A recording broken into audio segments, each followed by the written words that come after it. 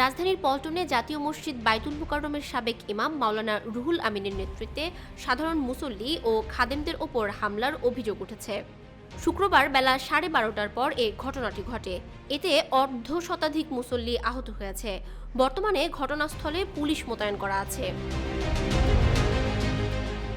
প্রত্যক্ষদর্শী ও মুসল্লিরা জানান, বাইতুল মোকাররম মসজিদের সাবেক ইমাম রুহুল আমিনের নেতৃত্বে কিছু মাদ্রাসার শিক্ষার্থী ও কয়েকজন ব্যক্তি বাইতুল মোকাররম মসজিদের ভেতরে প্রবেশ করে। এরপর মিম্বরের কাছাকাছি স্থানে অবস্থান করা মুসল্লি ও খাদেমদের ওপর হামলা চালান। এতে 50-এর অধিক আহত হয়। ঘটনার পর মসজিদ জুড়ে উত্তেজনা ছড়িয়ে পড়ে। সাবেক ইমাম যথাযথ কর্তৃপক্ষের মাধ্যমে বসে সমস্যার সমাধান করতে পারতেন, কিন্তু তিনি লোকজন নিয়ে এসে হামলা চালান, যা অত্যন্ত ঘৃণিত কাজ।